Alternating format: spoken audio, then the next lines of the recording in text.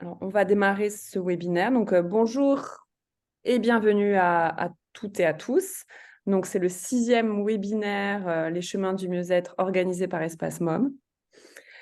Pour ceux qui ne connaissent pas Espace Mom, en fait, nous concevons des solutions naturelles qui vont transformer la pollution électromagnétique en ondes scalaires bénéfiques pour le vivant. Donc, c'est la technologie Espace Mom qui est encapsulée dans nos solutions. Nous avons des solutions individuelles, type pendentif, bracelet comme celui que je porte. On a aussi des correcteurs d'environnement. Pendentif. Et le pendentif, bravo, super. Voilà, comme ça, nickel. Correcteur d'environnement, correcteur de réseau, correcteur de boisson. Et sur la partie solution régénérative, c'est travail plus en profondeur, le matelas, qu'Émilie, je sais que tu aimes bien, et le coussin énergétique. Voilà pour la présentation des solutions. Vous pouvez nous poser des questions là-dessus, même si ce n'est pas le webinaire, enfin le sujet du webinaire aujourd'hui, mais ou à côté, nous envoyer un petit mail ou un petit message. Parce que nos webinaires, le but de nos webinaires, c'est de partager avec vous nos contacts avec cette merveilleuse communauté de professionnels et experts du bien-être, et afin de faire bénéficier donc au plus grand monde votre savoir précieux. Donc aujourd'hui, on accueille Émilie Gauthier, qui est une voix influente sur la santé, qui est coach certifiée, mais qui est aussi une voix influente sur la santé intégrative. Coach en santé intégrative. C'est bien clairement dit comme ça ou pas? Oui, c'est parfait. Voilà. Et donc tu es un peu partout dans le monde, comme on l'a dit, on l'a compris si vous avez assisté au début de la conversation. Tu interviens donc dans des formations, des retraites, et tu accompagnes aussi de façon individuelle toute personne qui a envie de se lancer dans une démarche de santé holistique. Donc, c'est pour ça que tu es une de nos ambassadrices et on avait déjà fait un premier webinaire en août sur les toxines environnementales qui polluent notre alimentation et qui nous polluent. Et donc là, on continue sur la lancée avec la nutrition intégrative. Et je vais te laisser la parole, Émilie. Voilà. Merci déjà d'organiser ces webinaires-là. Je trouve ça fantastique de me faire offrir un espace où partager mes connaissances, mes enseignements, parce que je fais le métier que je fais dans le but de répandre un maximum d'informations qui auraient pu vraiment faire une immense différence dans ma vie. Je vais commencer tout d'abord en disant que j'ai étudié à The Institute of Integrative Nutrition à New York, qui est une école, qui est l'école, je crois, la plus réputée dans le monde de la santé intégrative. J'ai choisi cette école-là parce que j'ai eu un coup de cœur pour l'approche intégrative. Déjà, je vais définir c'est quoi, parce qu'on me pose souvent la question, c'est quoi intégratif? Qu'est-ce que ça veut dire? C'est la même chose que holistique, c'est un synonyme de holistique. En fait, ça veut dire tous les piliers qui nous maintiennent en santé. Tous les piliers dans notre vie qui contribuent à ce qu'on soit en équilibre, autant au niveau de la santé physique que de la santé psychologique, la santé émotionnelle et même la santé spirituelle. Donc, voilà, c'est ce que ça veut dire. Puis, nutrition, parce que la façon qui traite la nutrition, disons, dans cette école-là, dans les enseignements que j'ai reçus, c'est que nutrition, c'est bien au-delà de ce qu'il y a à l'intérieur de notre assiette. Donc, encore une fois, c'est vraiment tout ce qui nous maintient dans un équilibre sain dans notre vie et dans un état de santé optimale et de prévention de la maladie aussi, à long terme.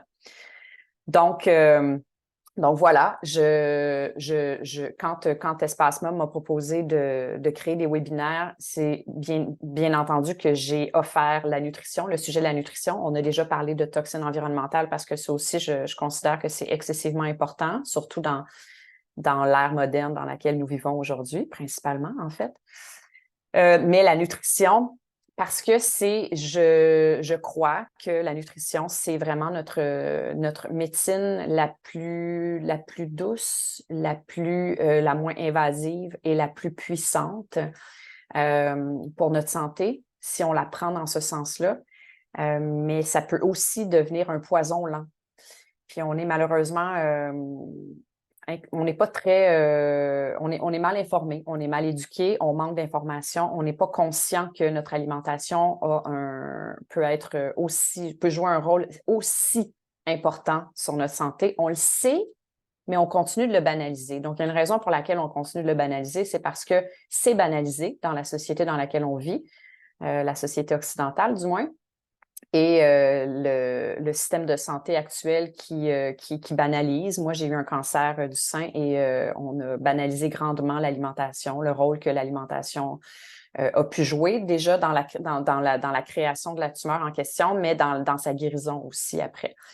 C'était pas important, c'était même pas secondaire, on n'en parle même pas, ça n'a aucune importance. Donc, mon ventre me disait autrement, mon instinct me disait autrement, et c'est la raison pour laquelle j'ai décidé d'aller étudier là-dessus pour en apprendre plus. Et j'ai découvert, mon Dieu, un monde d'informations. Et malheureusement, on n'investit pas assez d'argent dans la recherche en lien avec l'alimentation. On investit beaucoup d'argent dans la recherche de nouveaux médicaments ou dans la création de nouvelles machines qui vont traiter X, Y, Z.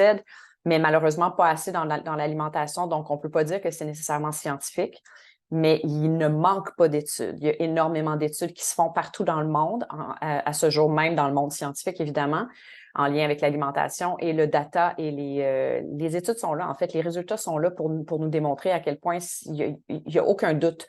L'alimentation joue un rôle immense sur notre santé. Donc, voilà, c'est la raison pour laquelle je tiens à prendre le temps de parler de ce sujet-là. Dans ce que je trouve, au-delà du fait que la santé intégrative ou la nutrition intégrative est assise sur un principe que la santé est multifactorielle et donc il faut considérer tous les piliers autour de l'assiette. Il y a 2 autres points qui m'ont attirée vers cette philosophie-là ou cette pratique-là, disons. La première, c'est la bio-individualité. On sait aujourd'hui, la médecine, la science aussi le sait très bien aujourd'hui, de plus en plus, que nous sommes tous différents et que c'est pas parce qu'on découvre que, par exemple, les crucifères sont extrêmement nutritifs qui sont nos meilleurs alliés à nous en ce moment dans notre vie, dans l'état de santé dans lequel on se trouve en ce moment. Ça se peut que ça ne nous rende pas service pour une raison ou pour une autre. Donc, c'est excessivement important de se pencher sur notre bio-individualité et donc d'enquêter sur je suis rendue où en ce moment, qu'est-ce que mon corps a besoin exactement, moi. Pas mon voisin, pas mon mari, pas mes enfants, pas mes parents, moi, en ce moment, puis pas hier et pas dans 10 ans. En ce moment, qu'est-ce que j'ai besoin? Et ça implique quoi exactement, la bio-individualité? Bien, plusieurs choses. Déjà, notre sexe, notre genre, notre âge, notre culture, l'endroit où on habite dans le monde, notre situation de santé. Est-ce qu'on a des maladies? Est-ce qu'on a des intolérances, des intolérances alimentaires, etc.? Notre poids, notre métabolisme, est-ce qu'on est capable de bien assimiler, de bien digérer et de bien se détoxifier des aliments, de tout ce qu'on consomme, en fait? Est-ce qu'on est enceinte? Est-ce que, bon, etc., etc. Alors, tout ça rentre en ligne de compte dans l'étude de notre bio-individualité, puis nous donne après ça des indices sur qu'est-ce que notre corps a besoin aujourd'hui. Alors voilà, fait que ça, c'est la deuxième chose, le deuxième point. Puis ensuite, la cause du problème. Donc, dans le même esprit que la médecine fonctionnelle, peut-être que vous avez déjà entendu parler de la médecine fonctionnelle. Si ce n'est pas le cas, vous allez en entendre parler parce que la médecine fonctionnelle commence de plus en plus à prendre sa place bien méritée dans notre société. On devrait l'avoir. La médecine fonctionnelle, c'est une approche comme la santé intégrative, qui est une approche qui considère l'humain dans sa bio-individualité, tous les piliers autour de la nutrition, tous les piliers, en fait, qui jouent un rôle important dans sa santé et la cause des problèmes. Donc, le système de santé actuel en place aujourd'hui se concentre sur le symptôme, c'est correct, ou la réparation des traumas, tout ça, ça va, on a besoin de tout ça. Par contre, on réalise qu'on a de plus en plus, mais pas de plus en plus, on a toujours eu besoin, mais on l'a ignoré malheureusement trop longtemps. On a besoin de comprendre, mais ça vient de où? le symptôme vient de où exactement? C'est quoi la cause de la maladie? C'est quoi la cause de notre mal-être de façon vraiment globale, de façon holistique? Donc, la santé intégrative ou nutrition intégrative aussi se penche sur ça, sur la racine du problème. Ensuite, j'avais envie de... Là, on s'entend, je fais un survol. Habituellement, ma masterclass sur le sujet de la nutrition ou de la façon que je la traite dans mes programmes avec mes clients, c'est on rentre en profondeur dans le sujet. Ma masterclass, c'est une masterclass de 2 heures. Là, je vais faire un survol sur tous les points importants, je crois, sur lesquels mettre la lumière aujourd'hui. Mais donc, voilà, je voulais parler du poids parce que avant que je me plonge dans le sujet ou dans les enseignements de la nutrition intégrative ou de la santé intégrative, j'avais un rapport avec l'alimentation qui était d'abord malsain jusqu'à un certain point dans ma vie, parce que comme beaucoup d'entre nous, quand on est plus jeune, adolescente et dans la vingtaine, on s'inquiète de notre apparence physique beaucoup. Alors donc, le rôle que l'alimentation prend dans notre vie peut devenir facilement malsaine. On ne se concentre pas sur la santé parce qu'on pense qu'on est éternel, on pense qu'on ne sera jamais malade. Par contre, on se soucie de qu'est-ce que je vais manger, est-ce que ça va me faire engraisser, est-ce que ça va me faire perdre ma silhouette, etc. Puis, malheureusement, on a été aussi conditionné par les croyances désuètes aujourd'hui, mais qui nous ont envahis pendant tellement longtemps dans les médias et dans les propositions de toutes sortes, qui nous envoyaient l'information que la quantité de calories, c'était ça qui était important. Donc, il fallait compter nos calories. Mais on ne nous a jamais parlé de la différence entre une calorie et une autre calorie. On nous a, ou enfin, rarement parlé, c'était pas très populaire de se pencher sur le fait que toutes les calories ne sont pas égales. Donc, compter les calories, c'est bien beau, mais si on se résume à seulement ça, ben on peut consommer des aliments qui sont pas bons pour notre santé. C'est pas parce qu'ils sont à 100 calories ou à 500 calories puis qu'on respecte le ratio pour notre âge, notre poids, puis nos objectifs à atteindre et tout ça, qu'on rend service à notre organisme, puis qu'on envoie un maximum de nutriments diversifiés et tout ça à notre organisme. Donc, c'est hyper important de se rappeler que toutes les calories ne sont pas égales. Puis en fait, l'autre point qui est important à réaliser aujourd'hui, c'est que on est en train de comprendre que le poids, la prise de poids, c'est pas tant une question de quantité de calories, mais de qualité, encore une fois, de calories, de moment où on consomme ces calories-là et de combinaison, avec quoi on consomme ces calories-là. Donc, on se dirige vers ça de plus en plus. La santé intégrative en parle beaucoup et c'est fabuleux parce qu'il est temps qu'on se déprogramme, il est temps qu'on défasse des vieux schémas de pensée qui ne nous rendent pas service dans le milieu de la santé. L'autre chose qui est hyper important à comprendre quand on parle de poids, en tout cas, quand on parle de prise ou de perte de poids, c'est le stress, c'est le système nerveux. Parce que quand on est en situation de stress chronique, et ça, je vais en reparler dans le webinaire du stress et de l'anxiété qu'on va faire au mois d'octobre, on ne peut pas bien digérer, on ne peut pas bien éliminer. En fait, ce qui se passe, c'est que quand on est en état de stress chronique, on a tendance à s'enfarger, donc à rester accroché dans le système nerveux sympathique trop longtemps. Puis notre corps, quand on est accroché dans ce système nerveux-là, comprend qu'il doit accumuler les graisses et créer des réserves et non les éliminer. Donc, ce qu'on va faire, c'est que d'abord, notre corps, il va vouloir miser sur le sucre, sur les glucides, parce que c'est la forme d'énergie la plus rapidement assimilée et la plus efficace dans un esprit de survie, de mode de survie primitif, sur lesquels notre corps est encore construit, même si on ne vit pas à l'ère de pierre encore aujourd'hui.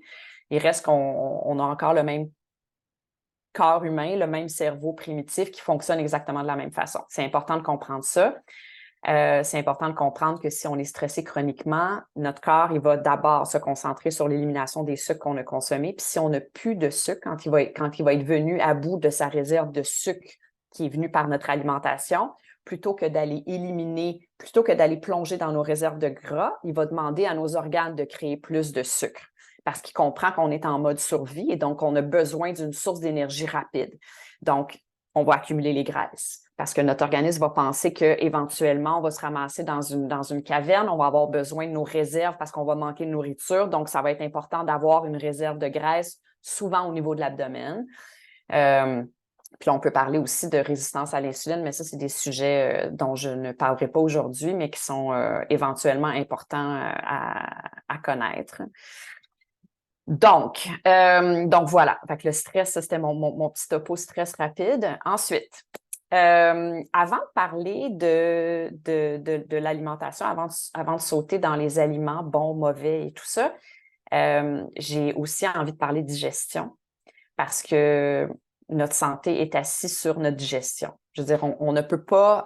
notre santé dépend de notre capacité à bien digérer, puis à bien absorber les nutriments et ensuite à bien éliminer les toxines, tout simplement. Si notre système digestif est déréglé, s'il y a un problème à une étape ou à une autre du système digestif qui empêche le processus de bien se faire de façon optimale, on va se ramasser avec des symptômes, puis on va contribuer, si on ne règle pas le problème, on va contribuer à développer potentiellement un problème potentiellement plus grave. Je ne veux pas dire le mot maladie, mais bon, c'est ça.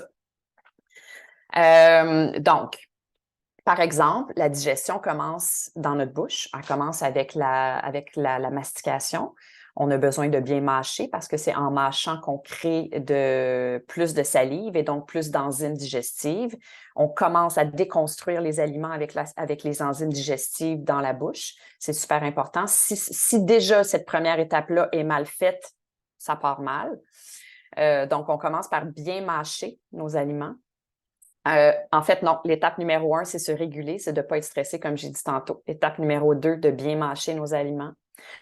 Ensuite, nos aliments descendent dans l'estomac où il y a un pH qui est très, très bas, donc l'acide chlorhydrique, l'acide gastrique qui se trouve dans notre estomac, on est censé en avoir en grande quantité et c'est censé être très acide pour être capable de venir déconstruire nos aliments. Il y a différentes raisons pour lesquelles on peut être plusieurs à se retrouver avec un taux trop faible d'acide gastrique dans l'estomac. L'âge, le stress, encore une fois, les médicaments d'ordonnance ou de non-ordonnance, les médicaments tout simplement peuvent venir dérégler notre taux d'acide gastrique dans notre estomac. Carence en vitamines, une bactérie comme le H. pylori, par exemple, ou si on a eu une opération quelconque au niveau de l'estomac. Bref, il y a plein de raisons qui font que ça se peut qu'on se ramasse avec un taux trop faible d'acide gastrique et ça peut causer des problèmes aussi comme le SIBO. Ça, c'est un autre truc. Small Intestinal Bacterial Overgrowth. Ça, c'est un symptôme. Mais oui, c'est ça. Donc, c'est une accumulation, une prolifération de bonnes bactéries, mais à la mauvaise place. Donc, nos bactéries sont censées être dans le gros intestin, dans notre microbiome intestinal, mais si on trouvait leur chemin jusque dans notre intestin grêle, dans notre petit intestin, parce qu'on a un taux d'acide gastrique dans l'estomac qui est trop faible, ben là, on se ramasse avec d'autres problèmes. Donc, ça, c'est... J'y vais par étapes, puis je vous nomme jusqu'à quel point c'est important la digestion parce que c'est ça. Si ne serait-ce qu'une seule étape ne fonctionne pas adéquatement, ben tout est déréglé. J'ai une question, c'est l'intestin irritable? Non, c'est quoi? Alors, le côlon irritable, en fait, ouais, le côlon irritable, ça, c'est le diagnostic populaire. Donc, on est beaucoup à avoir reçu ce diagnostic-là, mais par nos gastro-entérologues qui, malheureusement, manquaient d'informations jusqu'à tout récemment. Je ne sais pas, en France, c'est comment. Heureusement, au Canada, on commence tranquillement pas vite à parler du SIBO, qui est la cause du côlon irritable. Jusqu'à tout récemment, on se faisait diagnostiquer côlon irritable, mange des fibres, ça va te suivre toute ta vie, t'es né comme ça, tu y peux rien, c'est la vie. Mais non, c'est faux. Il y a une raison. Il y a une raison pour laquelle on se ramasse dans une situation où on peut avoir un côlon irritable et la raison est souvent le SIBO. Le symptôme, oui, c'est ça. OK. Donc, c'est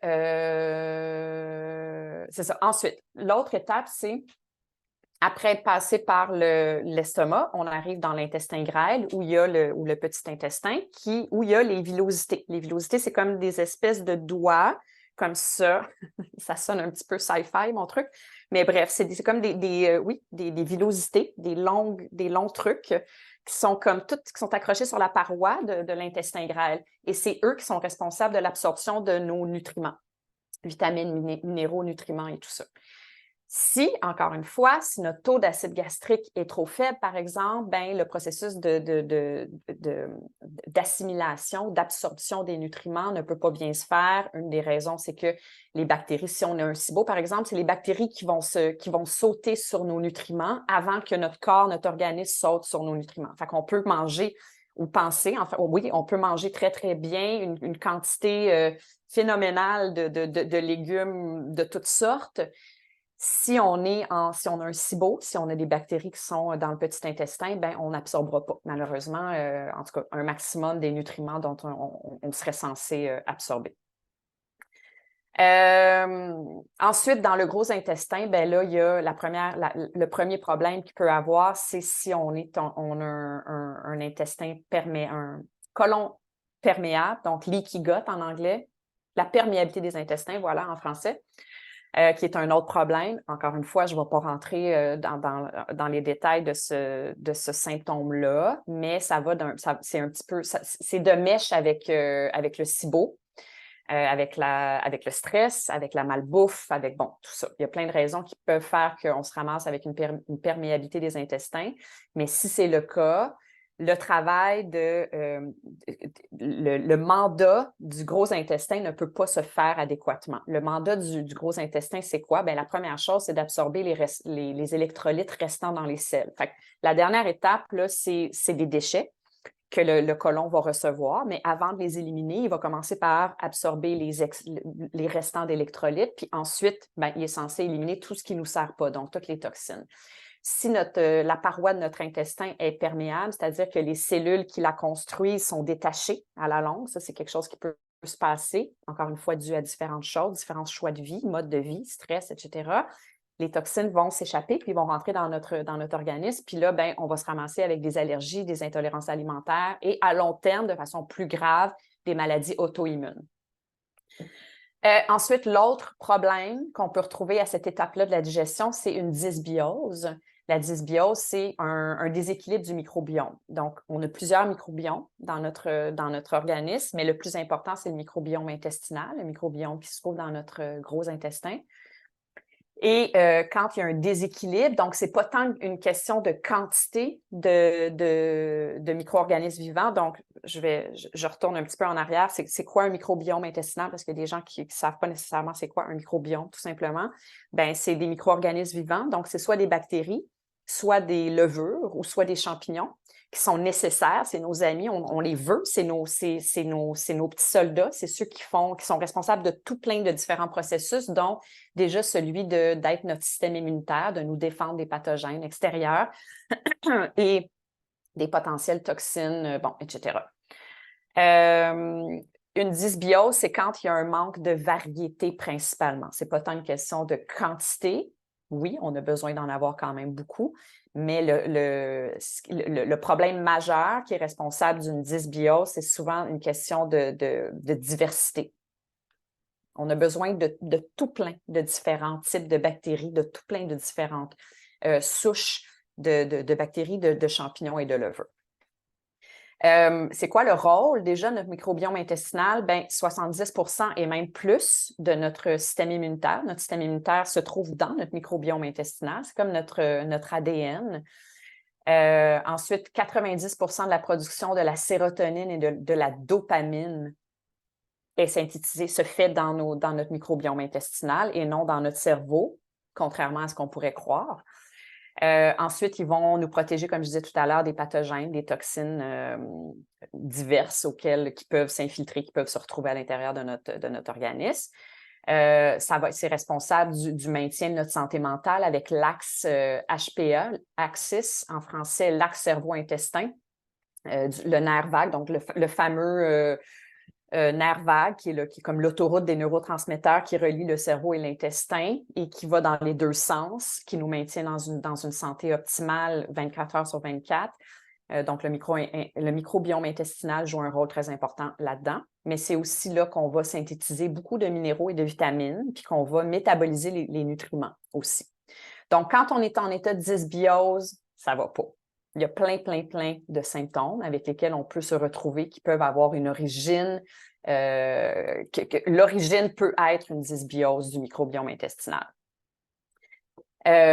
Pour quelles raisons? On peut se retrouver avec une dysbiose, la malbouffe. Mais c'est quoi la malbouffe? La malbouffe, c'est la nourriture transformée, principalement en anglais, on dit SAD, S-A-D, Standard American Diet. Peut-être qu'en France, vous ne parlez pas de ça. Peut-être que vous avez une meilleure alimentation. C'est un terme qui est américain, mais nous, les voisins, on en souffre aussi parce qu'on a tout autant une variété de nourriture transformée dans nos épiceries, malheureusement. Et on banalise l'impact nocif sur notre santé à long terme de la nourriture transformée. Mais ça, c'est une des raisons qui peut contribuer à une dysbiose, entre autres, mais à plein d'autres choses aussi. La consommation de sucre dans la nourriture transformée, il y a beaucoup trop de sucre sous toutes ses formes. Et quand je dis sucre, je ne parle pas nécessairement de sucre blanc, je parle de tous les types de sucre, tout ce qui finit par OSE. Aussi, c'est ça, tous les sucres qui se cachent dans n'importe quoi, mais le miel, le sirop d'érable, le sucre de canne, le sucre de noix de coco. Il n'y en a pas beaucoup de sucres qui sont sains, mais il y en a quand même, je vous rassure. Mais bref, on mange juste trop de glucose. C'est donc soit le glucose, donc c'est soit le sucre ou c'est soit les féculents. D'une façon ou d'une autre, on en mange trop. Les gras trans, qui est un type de gras inventé par l'humain. Les gras trans, c'est la friture souvent. Mais ça peut être aussi la nourriture très transformée, la viande rouge transformée, séchée, salée, bon, tout ça. L'alcool et, encore une fois, le stress. C'est quoi la conséquence? Les conséquences d'une dysbiose, je vous donne quelques indices. Je vais nommer quelques symptômes ou quelques maladies qui peuvent découler d'une dysbiose intestinale. Le diabète, évidemment, l'obésité, l'autisme, les colites infectieuses, le côlon irritable, comme on parlait tantôt, certains cancers, des maladies de peau, beaucoup. En fait, la majorité des maladies de peau, quelle que soit la maladie de peau, a souvent, si ce n'est pas toujours, une origine intestinale. Donc, il y a une inflammation, un problème au niveau des intestins, puis qui va se manifester par la peau, qui est un organe émonctoire. La peau, c'est probablement le plus grand organe de notre corps, mais c'est un organe qui a un mandat principal, qui est celui de nous détoxifier constamment. Donc, si on a un problème, un trop plein de toxines, qu'il y a trop de putréfaction ou de fermentation dans nos intestins et qu'on crée trop de gaz carbonique, par exemple, il y a des grosses chances qu'on crée des maladies de peau, que ce soit l'eczéma, le psoriasis, la rosacée, tout ça. Ensuite, maladie cardiovasculaire. Je vais prendre une petite gorgée, désolée. Maladie cœliaque, évidemment. Fatigue chronique, mais on va jusqu'à dans les maladies mentales. Je vous parlais tantôt de l'axe cerveau-intestin, donc c'est important de comprendre que les maladies mentales c'est pas parce qu'on les associe au cerveau qu'ils n'ont pas une origine qui peut venir d'ailleurs dans notre corps. Et si c'est le cas, ça vient, c'est ça, régulièrement du système du microbiome intestinal, des intestins. La schizophrénie, l'Alzheimer, le Parkinson, la sclérose en plaques, l'autisme, comme je disais tout à l'heure, maladie de Crohn, évidemment. Maintenant, on va sauter dans le positif. Comment on fait pour améliorer la santé du microbiome? Bien, déjà, on mange des fibres, des bonnes fibres, une variété de bonnes fibres, comme une variété de légumes. Des légumes à feuilles vertes foncées, c'est la star, mais pas juste ça, de tous les légumes, en fait. Des fibres, en fait, parce que c'est souvent des prébiotiques. Les prébiotiques, c'est la nourriture des probiotiques, en fait, des micro-organismes vivants qui vont venir coloniser, qui vont venir habiter notre microbiome intestinal. Donc, les fibres fermentées cibles, principalement, vous avez peut-être déjà entendu parler des FODMAP, ben c'est ça, les oligosaccharides, entre autres, c'est des fibres fermentées cibles, mais c'est aussi des prébiotiques. Donc, ce n'est pas juste des aliments qui vont déclencher des symptômes intestinaux. Si c'est le cas, c'est parce qu'on a un problème à régler, qui est la racine du problème. Mais normalement, ça ne devrait pas déclencher de symptômes. Au contraire, ça devrait aider notre microbiome à se renforcer, à devenir plus puissant.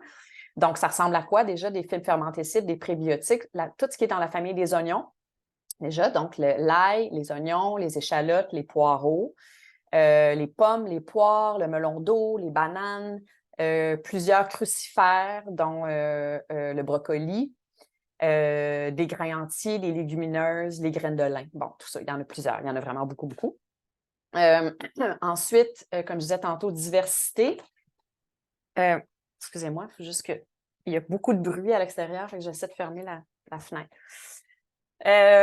Diversité de phytonutriments. Les phytonutriments, c'est les nutriments qui viennent des plantes. Quand je dis diversité, c'est d'essayer d'aller chercher des fruits et des légumes, principalement des légumes colorés, parce que les phytonutriments se trouvent dans la couleur du légume. Donc, le vert, le orange, le rouge, le jaune, le violet, le bleu, contiennent tous des types de phytonutriments différents et on a besoin de tous ces phytonutriments-là. Donc, une diversité super importante. Puis ensuite, des aliments fermentés, mais là, faire mon petit topo aliments fermentés. Alors, on manque d'informations aussi en lien avec ça. On a tendance à penser que les aliments fermentés vont participer à coloniser ou à renforcer notre microbiome intestinal parce que c'est des micro-organismes vivants qui se trouvent dans la fermentation.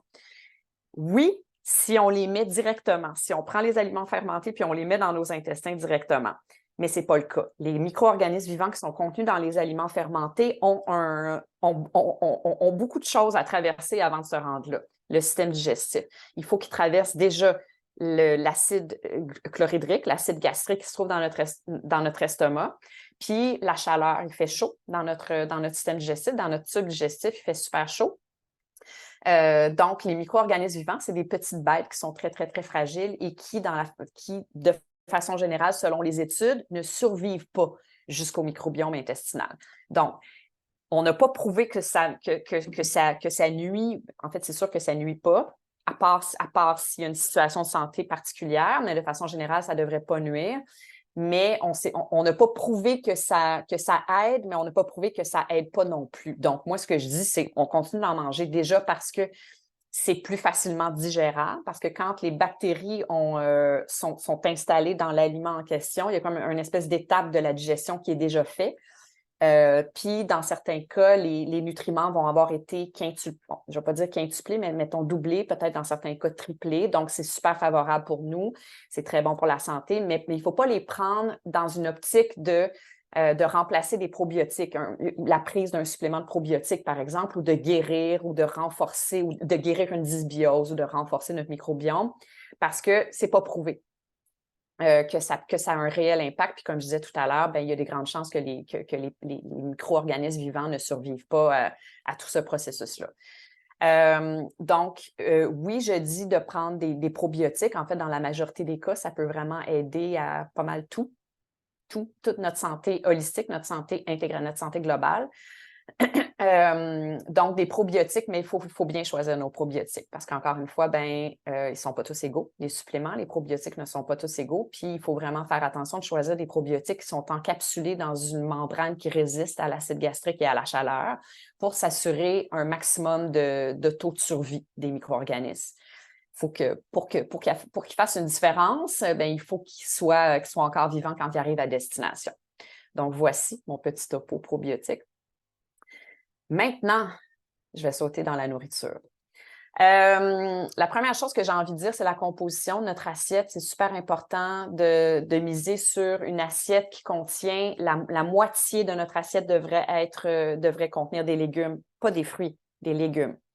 Une variété, encore une fois, de légumes. Ensuite, l'autre, un des quarts, ça devrait être des protéines, des bonnes protéines. Puis là, je vais décortiquer ça dans quelques instants. Et le dernier quart, ça devrait être des glucides complexes, je vais vous parler de ça aussi, et des bons gras. Alors voilà, se rappeler de l'assiette idéale, la composition idéale d'une assiette, c'est ça. Bon, maintenant, dans les légumes, je le disais tout à l'heure, une variété principalement, puis on sort les légumes racines de cette catégorie-là parce que les légumes racines, dans la grande partie, rentrent dans la catégorie des glucides complexes. Donc, on a les macronutriments, on en a tous besoin. Il y en a 3. Il y a les protéines, il y a les lipides et il y a les glucides. Les glucides se séparent en 2. Il y a les glucides complexes, puis il y a les glucides simples. Les glucides simples, c'est le sucre raffiné. C'est tout ce qui est transformé, en fait, tout ce qui est raffiné. Donc, oui, toutes les formes de sucre. Mais aussi, le seul qui est sain, en fait, c'est les fruits. Les fruits font partie des glucides simples. Pourquoi ils font partie des glucides simples? Parce qu'ils sont digérés rapidement. Alors, simple, c'est comme une espèce de un maillon, donc facilement digéré, facilement absorbé par notre organisme. Complexe, plusieurs maillons, donc la digestion est faite de façon plus lente. Et ils sont plus nutritifs, ces aliments-là. Donc, les aliments qui font partie de la famille des glucides complexes, il faut les prioriser. On parle de légumes racines. Donc, on a besoin de moins de ces légumes-là. Je vous rappelle que dans la composition de notre assiette, je les mettais dans un quart et non dans la moitié. Donc, se rappeler que la moitié, on parle de tous les autres légumes, mais pas ceux qui poussent en dessous de la terre. Donc, on parle évidemment toutes les feuilles, mais les poivrons, tous ces autres légumes-là, les crucifères, évidemment, très importants. Crucifères, c'est excessivement puissant pour notre santé, très, très, très, très, très nutritif. Donc, voilà, pour les légumes. Ensuite, les protéines. Les protéines, c'est des acides aminés, 20 acides aminés. On en synthétise, l'être humain, naturellement, 11. Et donc, il y en a 9 autres qu'on appelle les acides aminés essentiels qu'on a besoin d'aller chercher par le biais de notre alimentation. Ce qu'il faut comprendre, c'est que les protéines, les acides aminés, dans les 9 essentiels, on les retrouve facilement dans les produits animaux. C'est pour ça qu'on a tendance à penser que les protéines, ça vient seulement de la nourriture des animaux, en fait, que ce soit de la viande, des poissons ou bien des œufs, parce qu'ils contiennent facilement les 9 acides aminés essentiels. Dans les végétaux, on a besoin de plus de variétés. Ils sont là. On peut les trouver facilement, les 9 acides aminés. C'est juste que c'est plus rare de trouver un aliment qui contient les 9 acides aminés. Le quinoa en fait partie, c'est une des exceptions. Mais sinon, on a besoin d'avoir, c'est ça, une plus grande variété. Ceci étant dit, on les retrouve dans plein de choses, dont le sarrasin, les graines de citrouille, les graines de chia, la spiruline, le tofu, le tempeh, le sétan, les amandes, les pistaches, les graines de chanvre, tout ça. Alors voilà, il faut vraiment pas penser qu'il n'y a pas de protéines dans les végétaux, il y en a. C'est juste qu'il faut peut-être avoir un petit peu plus d'imagination, être un petit peu plus créatif, puis aller chercher une variété de différents aliments. Ensuite, les bons gras, je vous rappelle que je l'incluais dans un quart de l'assiette, mais on parle on parle souvent de se référer à à la paume de notre main pour la quantité de protéines, à notre poing comme ça pour la quantité de légumes, puis à notre pouce pour la quantité de bons gras, de lipides. C'est petit, évidemment, on est tous différents, bio-individualité, très important de se rappeler que ne faut pas suivre une recette, mais plutôt ce que notre corps a besoin. Mais donc, dans la quantité dans la famille des bons gras, l'huile d'olive, l'huile de noix de coco, l'huile d'avocat, les avocats, les noix, les poissons gras, des bons poissons, le poisson, le saumon, les poissons gras comme les sardines, le hareng, tout ça, poisson gras et des bonnes huiles. L'huile de lin aussi, ça peut en faire partie. On fait attention d'acheter des huiles qui sont pas raffinées, pas transformées. Et idéalement pressées à froid aussi. Là, je sais, je vous envoie tout plein d'informations, là, mais bon. Ça sert à quoi? C'est quoi le rôle des bons gras? Les fonctions cognitives déjà, mais c'est aussi anti-inflammatoire. Ça joue un rôle très, très, très important dans notre santé cardiovasculaire. Ça va nous aider à maintenir un taux équilibré du LDL et du LH, voyons, je vais te dire, du bon gras, du mauvais gras, du bon cholestérol et du mauvais cholestérol plutôt. Ça va nous aider à les maintenir balancés. C'est ça nous aide en fait à réduire les risques de maladies chroniques et de promouvoir une santé à long terme, une longévité. Ensuite, comme je disais tout à l'heure, les glucides complexes à prioriser, les glucides simples, à part les fruits, on essaie de se tenir loin de ça le plus possible. Évidemment qu'on ne vient pas fou, on peut se gâter une fois de temps en temps, mais on essaie quand même de miser sur les glucides complexes principalement, qui sont, comme je disais tout à l'heure, des légumes racines, des légumineuses, puis des grains entiers aussi.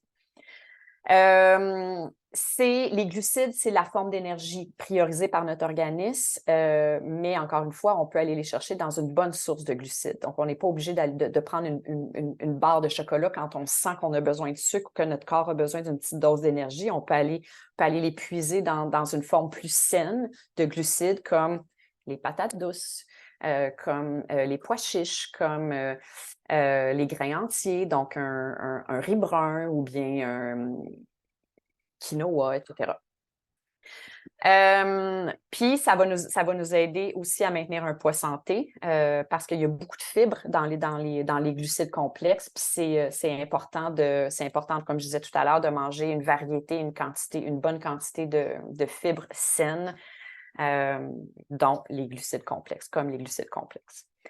Dans les fibres, on a les fibres solubles et on a les fibres insolubles. Les fibres solubles, c'est les avocats, les patates douces, les choux de Bruxelles, il y en a plein. Le brocoli, il y en a plusieurs, mais je vous donne juste des exemples rapides.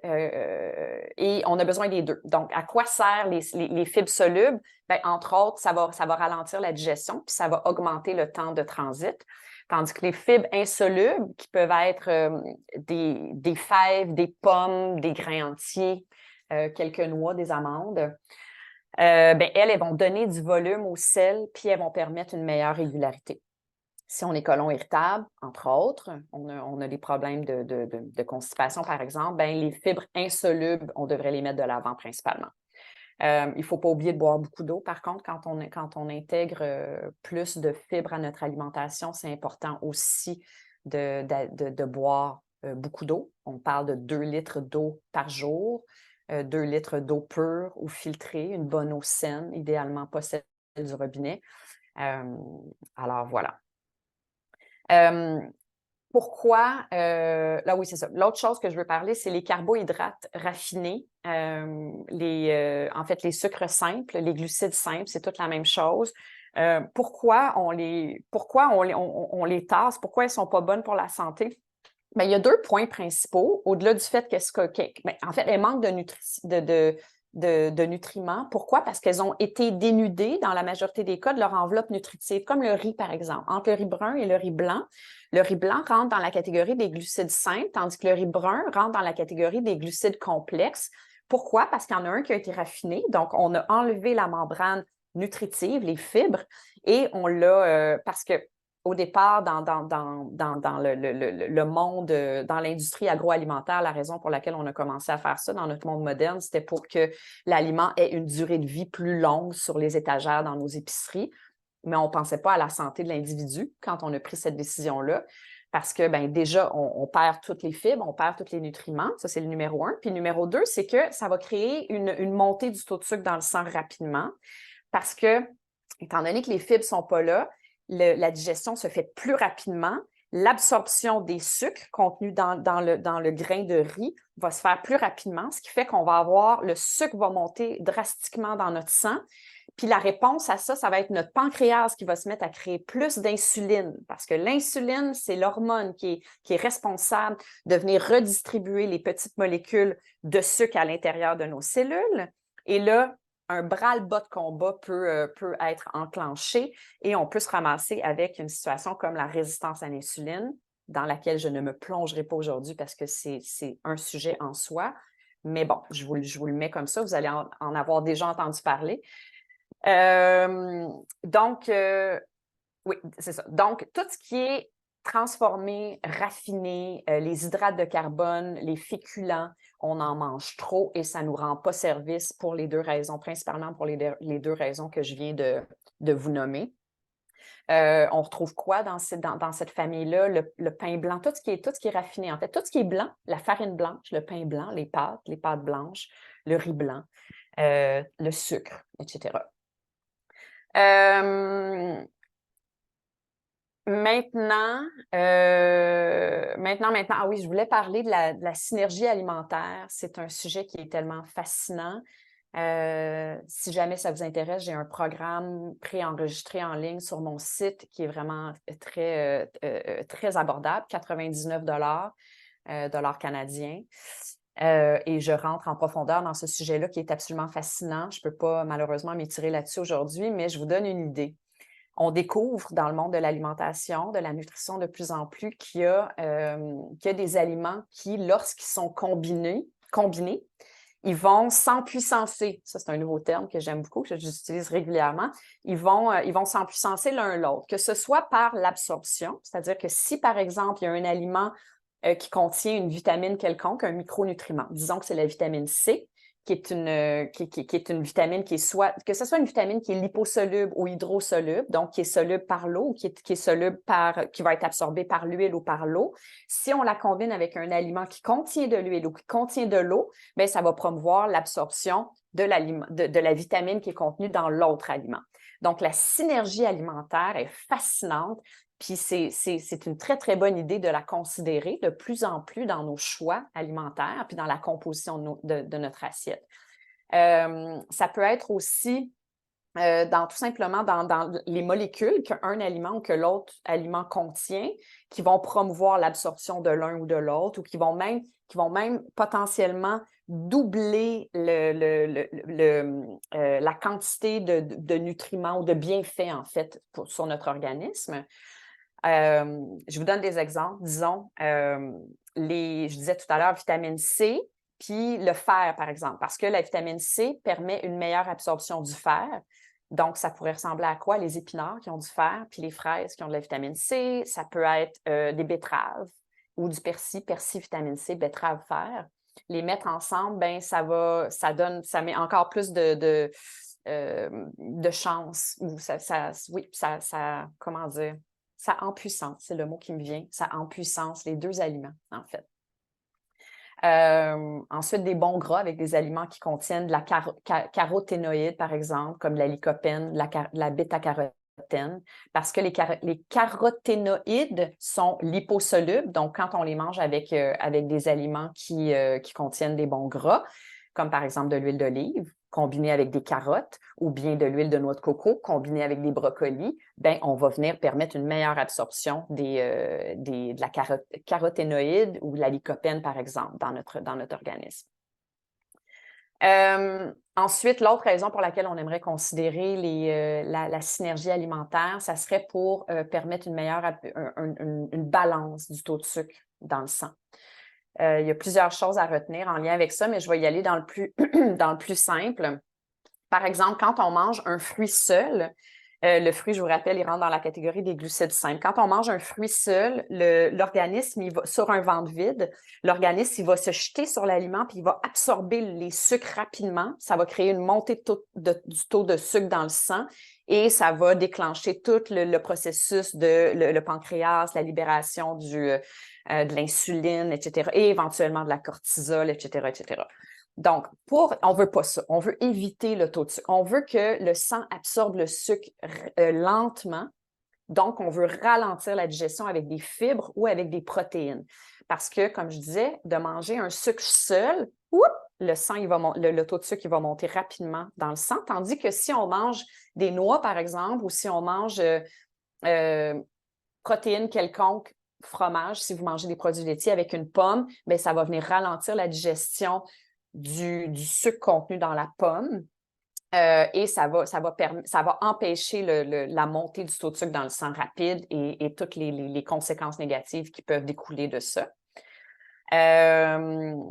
Oui, l'autre chose qu'on peut faire aussi, en fait, l'idée, c'est de venir déposer tout ce qui tombe dans la catégorie des glucides, donc que ce soit des féculents ou que ce soit des sucres, de venir les déposer dans notre organisme par-dessus des fibres, que ce soit des légumes ou que ce soit des noix ou que ce soit des protéines. Donc, l'idée, c'est de idéalement commencer en mangeant les légumes. Si, par exemple, mon exemple que je donne souvent, si, par exemple, on mange ce soir du poulet avec du riz et des légumes, bien, une salade, disons, on va commencer en mangeant la salade. Ça va à l'encontre de notre culture occidentale parce qu'on a tendance toujours à finir avec la salade, mais non, il faudrait faire le contraire. En fait, il faudrait commencer en mangeant la salade. Dans un monde idéal, poursuivre avec les protéines, le poulet, disons, puis ensuite manger le riz, qui sont les glucides. Moi, je dis toujours, le plus important dans tout ça, c'est de commencer avec les légumes. Ensuite, on peut bien prendre une bouchée de riz et de poulet en même temps. C'est pas la fin du monde. Mais si on commence avec les légumes, ouais, c'est ce qui va vraiment faire une grosse différence. C'est super. Là, je crois qu'on va avoir du boulot, hein. Je pense que là, Je sais. ouais, il y a énorme, mais c'est beaucoup d'informations très précieuses Ouais. et vraiment hyper intéressantes. Mais est-ce que tu penses que, alors, est-ce que c'était le bon moment pour en intervenir? Est-ce que tu penses que tu avais quand même pas mal vu tous les points? En fait, il me restait un dernier point. Je voulais finir avec les superfoods parce que c'est quelque chose qui devient de plus en plus populaire. On en parle de plus en plus, mais en fait, encore une fois, je ne vais pas plonger là-dedans en profondeur. Mais oui, il y a ce qu'on appelle des superfoods. En fait, en gros, ne serait-ce que de considérer une variété de légumes, comme par exemple les légumes à feuilles vertes foncées, les crucifères en font partie.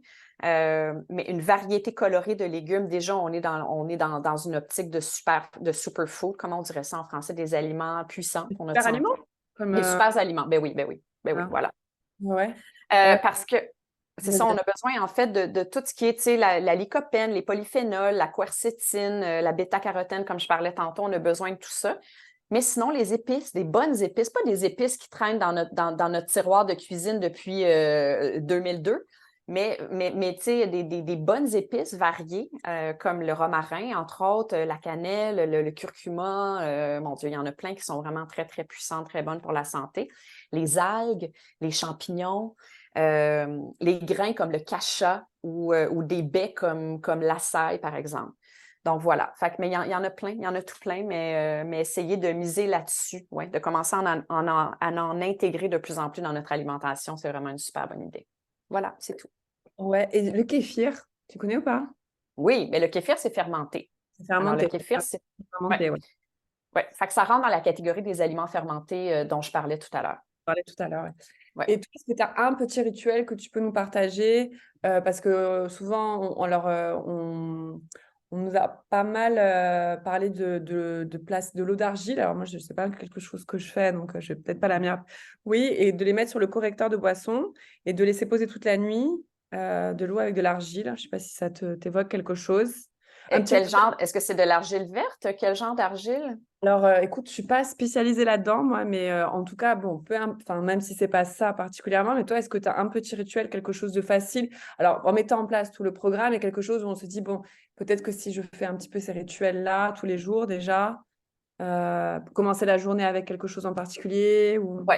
Ben, avant de partager quoi que ce soit, c'est super important étant donné que moi, je travaille en santé intégrative et donc avec la bio-individualité, j'en ai parlé tout à l'heure, c'est important de ne pas juste sauter sur une recette que quelqu'un va vous partager, un article que vous avez lu ou quelque chose qui peut être à la mode, la nouvelle tendance dont je sais pas, le Elle France parle, peu importe, mais vraiment de considérer avant nos besoins à nous. On est où? Tu sais, les femmes, on est où dans notre cycle menstruel? On a quel âge? Est-ce qu'on est. C'est quoi nos besoins? On a des besoins qui varient dans l'année. On a des besoins qui varient selon, comme je disais tout à l'heure, notre sexe, quelle saison, notre situation de santé, est-ce qu'on est enceinte, est-ce qu'on est bon, etc., etc. Fait que c'est important d'être à l'écoute déjà de se retourner vers nous, de se poser la question, je me situe où en ce moment? Dans ma santé, dans mon corps et dans mes besoins et de considérer ça avant de tout simplement ajouter quelque chose qui semble être bien tendance en ce moment. Ceci étant dit, maintenant que ça c'est dit, il y a plusieurs choses que je fais, encore une fois, tout dépendant de mes besoins à moi, mais tu vois, en ce moment, il y a quelque chose que j'aime beaucoup, que j'ai partagé sur mes réseaux sociaux récemment, qui est un élixir pour la lymphe ou enfin pour la détoxication. On peut dire que ça peut être un élixir qui aide le foie, qui est un organe émonctoire, à bien faire son travail de détoxication. Il n'y a rien qui va venir nous désintoxiquer ou nous désintoxifier, je ne sais pas trop comment dire, mais ça peut contribuer ça peut donner les nutriments ou les outils à nos organes émonctoires pour bien faire leur travail de détoxication. Donc, ce que je fais, c'est que je mets un citron bio complet que je vais laver à l'avance. Je vais le couper grossièrement en morceaux comme ça. Je vais le mettre dans mon mélangeur électrique, dans mon blender. Avec du gingembre, je vais avoir enlevé gingembre bio aussi, mais je vais quand même enlever la peau grossièrement, couper en morceaux. Je vais mettre ça dans mon mélangeur électrique.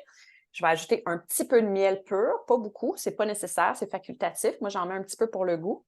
Je mets 2 cuillères à soupe de bonne huile d'olive pour les bonnes lipides.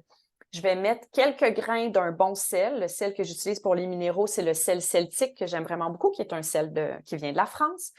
Et je vais mettre de l'eau pure, environ 2 tasses, 3 tasses d'eau pure ou filtrée. Et je vais transformer ça en une espèce de concoction blanche, mousseuse un petit peu, parce que l'huile d'olive va avoir comme émulsifié un petit peu la préparation. Puis ensuite, je vais passer ça au tamis, puis je vais récolter seulement le liquide. C'est la première chose que je bois le matin à jeun. Ok. C'est pas fait pour tout le monde. Il y a des gens qui vont trouver ça trop acide. Il y a des gens qui peuvent avoir des brûlements d'estomac ou que ça peut ne pas fonctionner bien pour cette personne-là. Bref, moi, ça fonctionne très bien. J'adore ça. J'ai plusieurs clients qui le font aussi, qui adorent. Mais ouais, voilà. Fait que ça, c'est une idée. Mais pendant longtemps, je faisais tout simplement, je me faisais comme pendant une période de temps, j'allais me faire un jus de céleri.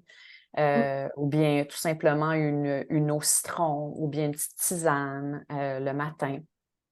Avant de me coucher, je vais faire mon smoothie dodo, qui est une demi-banane congelée avec une cuillère à soupe de beurre d'amande, du kéfir de noix de coco que moi j'utilise, et de la cannelle et un peu de miel parce que ça a des propriétés qui vont venir stimuler la création la libération de la mélatonine et du GABA et du tryptophane et du magnésium pour nous aider à bien dormir. Donc, tu vois, j'ai plein de trucs comme ça, mais ouais, pour en nommer que 2. Ok. Bah, ça fait déjà pas mal de recettes. Et c'est Élodie qui m'a dit, c'est argile blanche, parce que c'est Élodie la conseillère. Ah, OK. OK. Et c'est argile blanche, donc voilà, je rectifie. Donc OK. OK. on a la OK. réponse. Donc, en résumé, en gros, il faut quand même, comme tu l'avais dit dans les toxines environnementales, toute une démarche pour se dépolluer et essayer au maximum de se recentrer sur des choses naturelles, de s'écouter. C'était très intéressant ce que tu as dit là-dessus.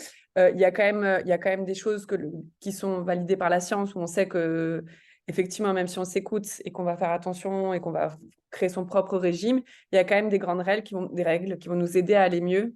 Et c'est ce que tu nous as partagé aujourd'hui, entre autres, avec la synergie alimentaire, tout ça.